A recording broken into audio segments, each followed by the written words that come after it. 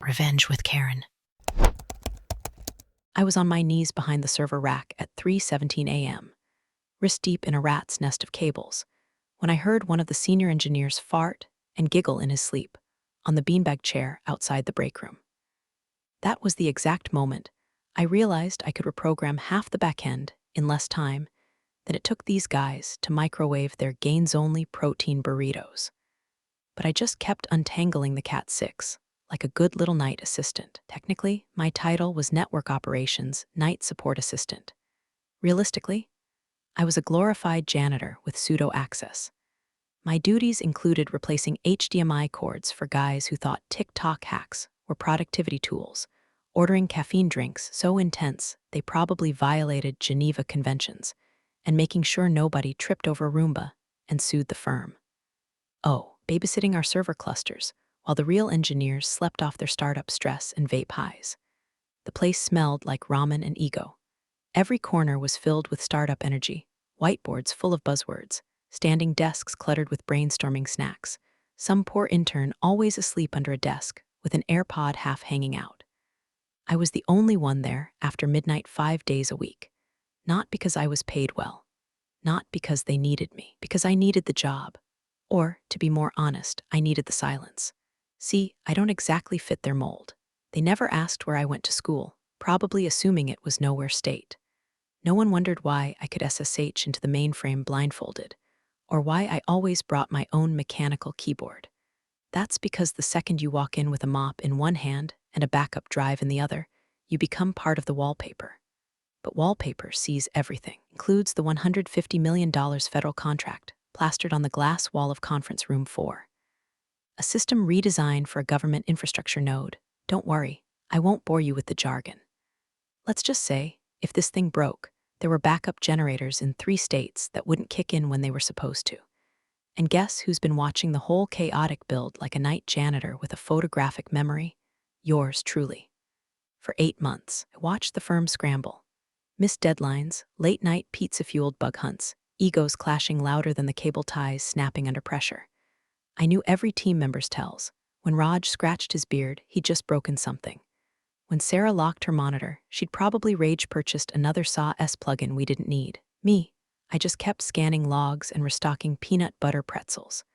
Oh, and I checked backup diffs for fun. By the way, if you've made it this far and you're not subscribed yet, what are you doing with your life? Hit the button, like the story. It's the only thing keeping the coffee machine running and the narrator from switching to interpretive dance. Anyway, by the time fall rolled in and the contractor's deadline loomed like a guillotine, the panic started showing. They threw more engineers at the problem. They locked themselves in conference rooms. They wiped entire databases by mistake, twice. I watched the logs flare red like Christmas Kim early. And still, no one asked me a damn thing, but I knew. I knew the heartbeat of that system better than anyone. And I knew something was coming. Something big. It was a Thursday or maybe Friday, depending on how you define day when you live under fluorescent lights and snack machine glow. Around 2:30 a.m., I wandered into conference room 4 looking for a chair that wasn't covered in gamer sweat or kombucha rings. Instead, I found a battlefield. The whiteboard looked like it had been attacked by a schizophrenic algebra professor. Equations, flowcharts, arrows to nowhere, all scribbled in 5 different markers like a crime scene from a math cult. Beneath it, scattered post-its like fallen leaves, coffee cups breeding fruit flies, and the lingering stench of stale Red Bull and ego. And silence. That room was never silent. Turns out, the full engineering fleet, 45 of them, staged a last-ditch overnight war against a critical bug. A timing glitch in the handoff protocol. Something small but catastrophic. One misplaced sequence, and the whole update stalled. System refused to acknowledge remote commands in live failover simulations. It was like having a fire alarm that worked perfectly, except when there was a fire. They'd left in a defeated herd around 1:45, I guessed, judging by the badge logs and the still warm chairs. Probably went to drown their shame in IPA and group therapy over Slack. I should have just rolled my eyes, grabbed the chair, and gone back to my backup check. Instead, I stood there staring at the chaos on the board. That's when it hit me, the recursive call. They'd looped a conditional check too tightly, under a certain input size. It escalated into Stack Overflow territory. The kind of thing that didn't show up until late-stage integration testing. But once it did, total failure cascade. And they'd missed it, all of them. Missed it because they were overthinking it, because they were tired, because they'd never had to code with one eye on a time clock and the other on rent due. My fingers twitched. See, this is the part they don't teach you in comp sci, the emotional calculus of intervention. Do I fix it and risk the fallout? Do I say something and get laughed out of the building? Do I let them rot in their own arrogant stew and keep sipping my off-brand La Croix in the dark? I walked around the table slowly, trailing a finger across the open laptops, some still logged in, most blinking on lock screens. The code was still up on 3 terminals. They'd left it like a shrine to incompetence. I pulled up the error logs again just to be sure. Yep, line 238. There it was. Recursive loop on conditional input. Rookie mistake with million-dollar consequences. I felt my jaw tighten. I wasn't supposed to be here, not in this room, not in this conversation. I was supposed to be somewhere invisible, stacking boxes of charging cables or wiping lint off the server fans with company-issued microfiber. But here I was, with the answer, again, 10 lines. That's all it would take. 10 lines to redirect the async handoff, kill the overflow, and let the protocol breathe. 10 lines that every single overpaid genius had missed. Probably because none of them had ever built something from scratch with no budget and a broken keyboard. They'd all been too busy name-dropping conferences and arguing over light mode vs dark mode. My heart was pounding, not with fear, with adrenaline, with clarity. This wasn't the first time I'd seen something broken in this company, but it might be the last time I stayed quiet. I sat down at the far corner terminal, machine 12, the one they all hated because the spacebar sticks like it's chewing gum and the mouse smells faintly like Cheeto fingers. Perfect. Low profile, just me and a glowing IDE in the witching hour. I pulled up the script, fingers hovering, and then I started typing. 10 lines, that's all it took. Clean. Elegant. A redirect to a secondary thread that let the handoff breathe before it hit the recursive check, wrapped the offending function in an async wrapper, tweaked the timeout window, and added a fail-safe condition that any intern would have written if they weren't too busy trying to impress Sarah with their deep knowledge of containerization. It was obvious after you saw it. After the 10th line, I sat back. The room was dead quiet. No applause, no gasps, just the hum of the AC pushing recycled hope through dusty vents. I didn't add my name. I didn't leave a footprint. Just a sticky note by the console. Check async handoff. That's it. I stood, grabbed my jacket off the back of a beanbag chair, and left. Outside, the sky was still dark, streetlights casting weird shadows off our building's glass facade. I walked to the bus stop like I always do, hands in pockets, eyes unfocused, thinking about nothing and everything. No one texted me. No one called. I wasn't on Slack. I was the ghost again. The phantom janitor. Off-brand angel in a hoodie. By the time I crawled into bed, it was just past 4 a.m. I pulled the blanket over my head and let the exhaustion wrap around me like a weighted blanket made of secrets. I didn't sleep. I just waited for the world to catch up, and boy, did it. By 9:42 a.m., Slack was on fire. Omf gets fixed. Pushed to prod, no issues. Did someone patch it overnight? Elmau must have been the code gods showing mercy. Got to the office a little after noon, coffee in hand, bagel in mouth, badge swipe like always. Nobody noticed. The place was buzzing like someone had handed out stock options and free cocaine. People were high on their own success. That whiteboard erased, wiped clean like none of the panic ever happened. Celebration muffins in the break room. Sarah did a tick-tock. I wish I was kidding. And there in the main bullpen stood the CTO, Darren. Gray Patagonia vest, permanent smirk, hair gelled like it was auditioning for a midlife crisis. He was holding court like Caesar after a war. Well, I had a hunch about the async call. Knew it had to be timing. Just needed someone to run diagnostics while I slept. My gut was right, as usual. They clapped, clapped. Raj slapped his back. Man, you're a machine. Someone yelled, beer o'clock starting early today. And I swear to God, they actually started a chant. And I just stood there, back near the printer, watching it unfold like a really bad sitcom that never got past the pilot episode. Not one of them asked who really fixed it. Not one of them checked the logs. Not one of them noticed that sticky note. I threw my bag under the desk, sat down, opened my monitoring terminal, and smiled faintly. I didn't need credit, not yet, because the code was live. The system was stable, and I had time. To watch them hoist themselves higher, and higher on a ladder they didn't know I built. Time to see how far they'd fall when someone a lot higher up, finally started asking questions. By the time I logged in that evening, the system dashboard was greener than a Whole Foods juice aisle. No errors, no dropped packets, no "oh God, kill me now" alerts blinking in red, just smooth, surgical performance. Like it was always meant to work that way. The client noticed. Oh, they noticed. The first whisper came in over Slack around 5:30 p.m. Client emailed directly, said the patch exceeded expectations. By 6:15, the C-suite was in full panic turn party mode. The federal liaison had not only greenlit the deployment, but personally emailed the CEO, praising the elegant fix and proactive implementation. I bet Darren nearly pulled a groin muscle typing "glad our team pulled together" in his reply. Then came the invite. Emergency Executive Sync 6:45 p.m. boardroom, a translation. Let's figure out how to spin this miracle into a marketing orgy before the client sobers up. I wasn't invited, of course. I was too busy organizing coaxial cables, by length and color, in the supply closet, like a tech librarian no one talks to. You can hear everything through the vents in this building. Designed by an architect who apparently thought HVAC ducts should double as corporate espionage tunnels. From my perch beside the Ethernet reel, I heard the words "genius under pressure," "breakthrough moment," "need a hero face" for the press release. Darren floated his name at least 3 times, each time with more chest puff and less self-awareness. I almost laughed out loud when someone suggested calling it the Vanguard Protocol. You'd think they cured cancer with a Post-it. But the laughter died when I felt a presence at the closet door. A knock. Tentative. It was Ethan, junior dev, newish, baby-faced, but not dumb. One of the few who ever said thank you when I replaced their cables without being asked. "Hey, Rebecca, got a sec?" I nodded, stepping aside. He walked in, shutting the door behind him like we were trading nuclear secrets between fiber spools. I was checking logs earlier. You know, curiosity and all that. Timeline of the fix didn't quite match what Darren said. Then I noticed your user ID logged into machine 12 around 2:30 a.m. His voice dropped. The terminal where the sticky note showed up.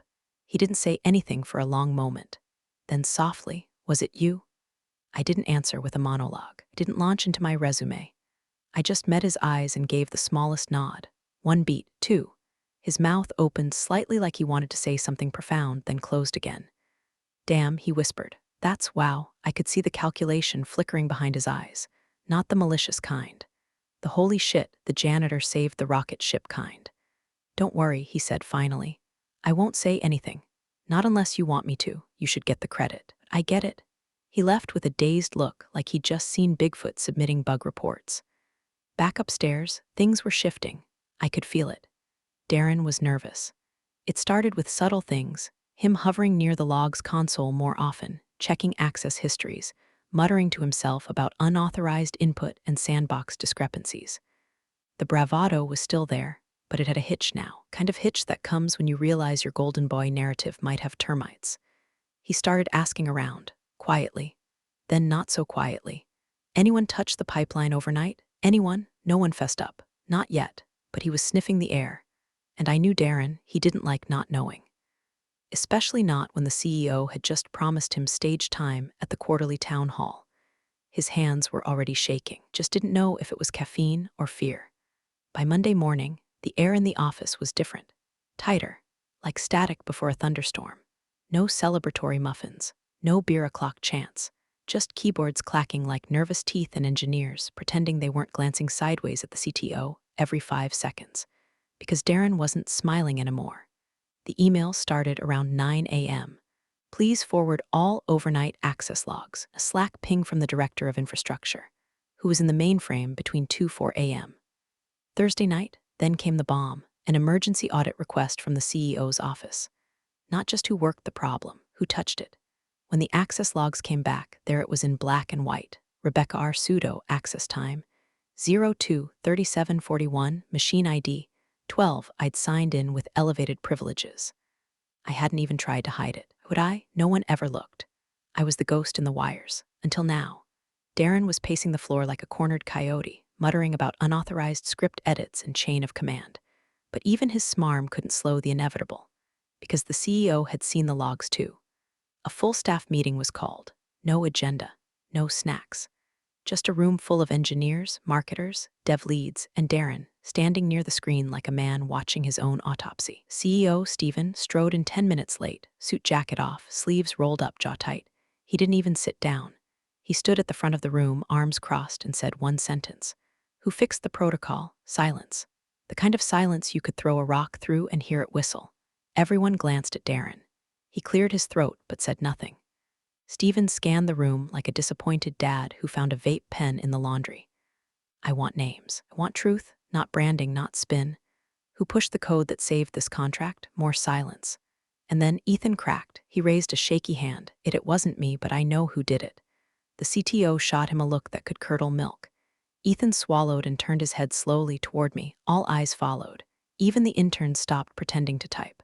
I stood up, calm, no drama, no speech. Just raised my chin slightly. I did. It hung there. Fragile sentence, floating in a room that didn't know what to do with it. Then it started. Laughter. Not the good kind, not the relieved kind, the mean kind. The disbelieving, backslapping, oh, she thinks she's people kind. Someone snorted, wait, like Rebecca? Darren gave a dry little chuckle. Okay, let's be serious now. I think Ethan's confused. But Stephen didn't laugh. He didn't move. He stared at me. Then at Darren, Rebecca. Accessed machine 12 at 2:37 a.m. I nodded. Yes, you pushed code to the async handoff? Yes, he looked back at Darren. And Darren, sweating now, opened his mouth to protest. But then something happened. His face changed. The moment hit him like a slap. His smirk fell off like cheap paint. Her. He croaked, eyes suddenly wide. Stephen narrowed his gaze. You're sure it was her? No one moved. No one breathed. Yes, I said again. And in that moment, after stopped. Because someone, maybe it was Ethan, maybe it was the silence, finally pulled up the diff log on the big screen. There they were, 10 lines, signed by me, and everything got very, very quiet. 3 years ago, I walked into the same glass-walled building in the same fraying blazer I still wore on chilly nights. I had printed out my resume on actual paper, MIT at the top, summa cum laude, dual major in computer science and applied mathematics, and a killer list of projects I'd built, while half of Silicon Valley was still arguing about crypto. I sat in a beige conference room across from Darren, the CTO, while he skimmed my resume like it was a diner menu. He never looked me in the eye, asked maybe 2 real questions, spent more time adjusting his Patagonia vest than listening to anything I said. At one point, he even paused to answer a text and laughed, actually laughed. I explained a load balancing protocol I'd built during my internship at the DoD. I didn't get a callback, no follow-up, no thanks but no thanks. Just a silence that stretched for weeks until I finally got the automated "we've decided to move forward with other candidates" email. Then 2 weeks later, I saw the job reposted. Same description, same salary range, but with a new line added, must be a culture fit. I let it go. I needed work. I swallowed the pride, shaved off the top half of my resume, and reapplied for night assistant role. No MIT mention, just tech support experience and data center familiarity. I got the job in a day. Now, standing in that conference room, eyes on me, silence thick as drywall, I could feel it circling back. And I wasn't the only one connecting the dots. Because after the CEO walked out of the room, face unreadable, saying only I need to speak with legal, things started unraveling fast. It started with a whisper from someone in finance, then a forwarded email, then another, and then it dropped into my lap, an internal thread from 3 years ago, forwarded anonymously, labeled CTO candidate review red flag, from Darren. There it was in his words, Rebecca L., MIT grad, top grades, military-adjacent experience. But get this, she's applying for junior dev. Looks desperate. Might be one of those paper genius, real-life awkward types. I mean, who applies to this with credentials like that? Either burned out or crazy. I'm skipping. Not a culture fit. Let's move on. And below that, another gem replied to appear. MIT? Then why is she working night shift? Maybe she likes being a ghost. I sat in my chair, reading those words, calm as a surgeon before the first cut. Around me, engineers murmured. Some turned away. 1 or 2 glanced at Darren with the kind of look you reserve for people who accidentally run over your dog and then lie about it. By noon, the board had been notified. At 12:43 p.m., a meeting was called between legal, HR, the CEO, and Darren. The glass door closed.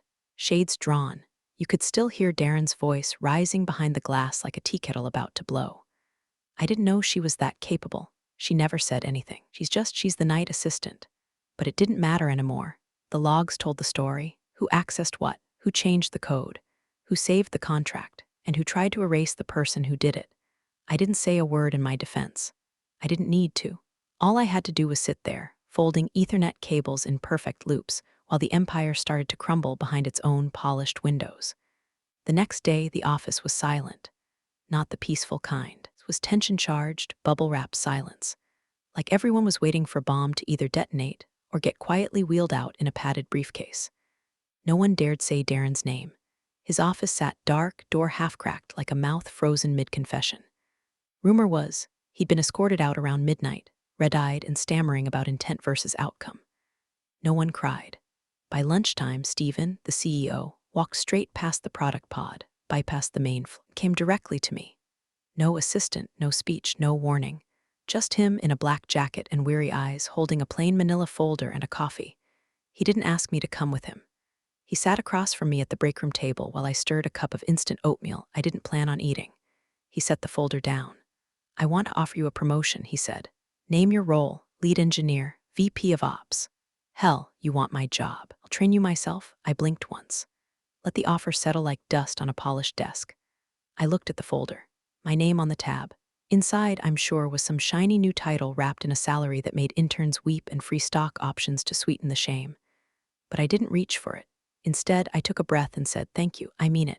But no, Stephen raised an eyebrow, not angry, just confused.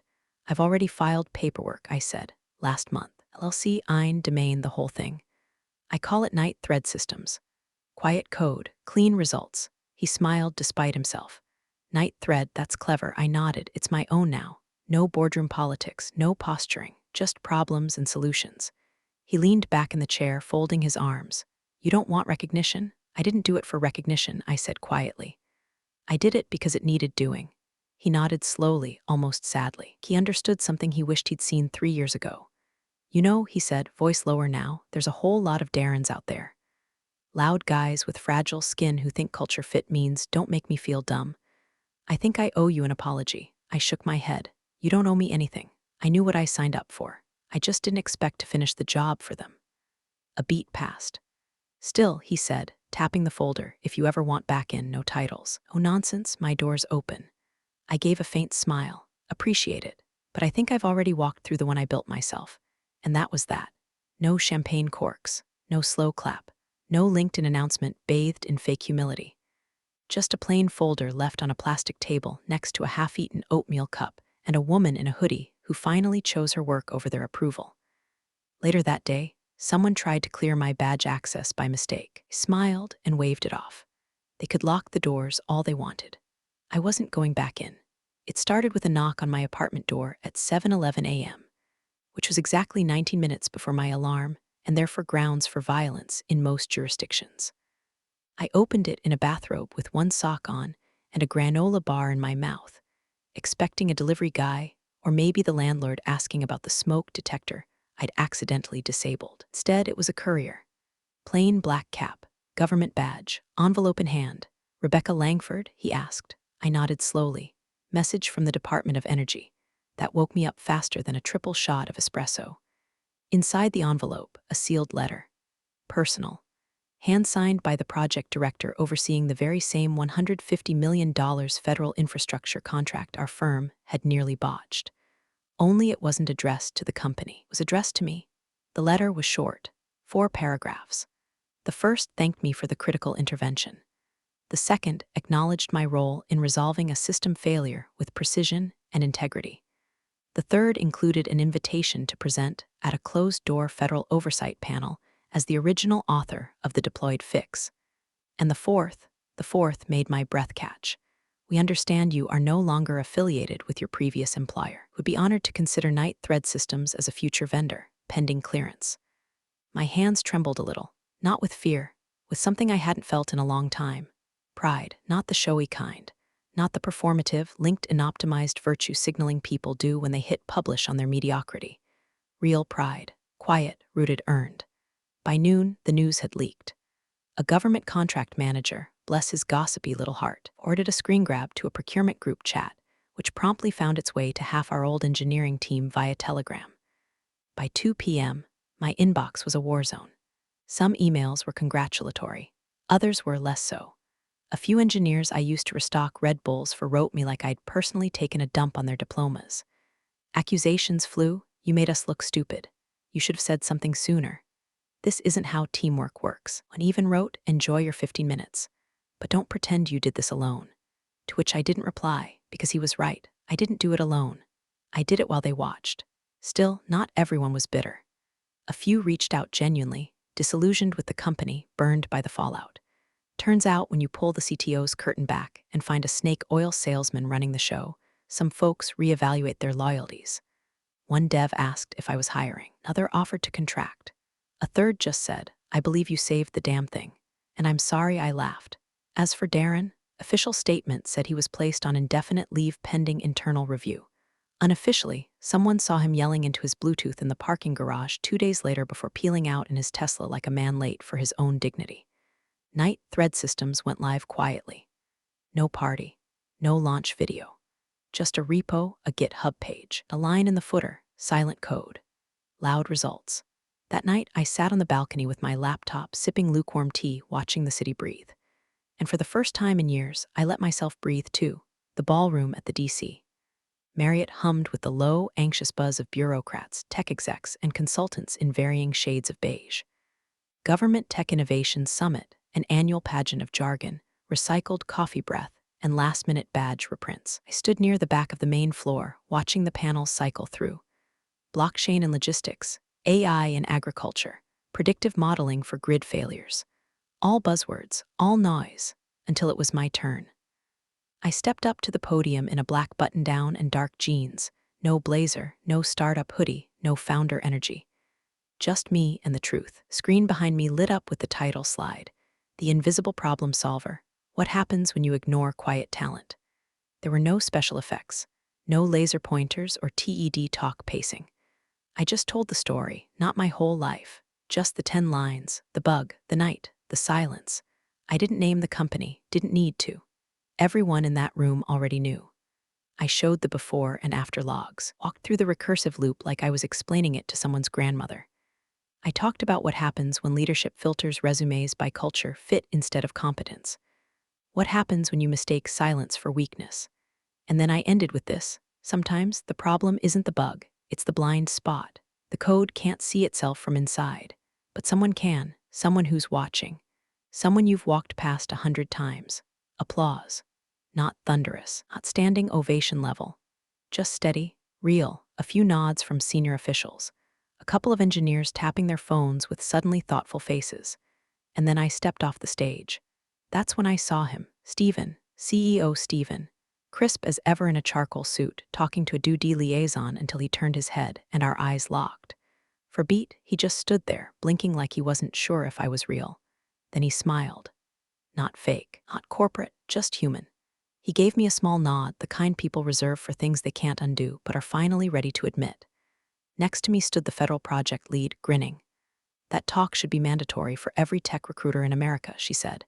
"We'll be reaching out this week." I thanked her, I meant it. Then I felt a shift behind me. The air thickened, and there he was, Darren, CTO Emeritus. Or, as the company now politely phrased it, former strategic advisor. No name badge, no entourage. Just him in a wrinkled jacket, eyes ringed with fatigue and whatever medication shame requires. He stepped forward, hesitated, then said, just above a whisper, "You destroyed me." I looked at him, really looked. Hair thinner, posture wilted. The man who once laughed when I said I could fix something now stood before me like a ghost who'd just read his own tombstone. And I smiled, not cruelly, not sweetly, just plainly. "No," I said. "You did that when you ignored 10 lines of code and the woman who wrote them." He didn't reply, just stood there, stunned into a silence I'd known intimately. I turned, walked away, and didn't look back. No confetti, no dramatic music, just the quiet sound of footsteps moving forward, mine. And if anyone had followed close enough, they might have heard me whisper one last line under my breath, "Fixed it." Appreciate you sticking around, you wise old rebels. Smash that subscribe button, or this fossil might just cause another epic fiasco.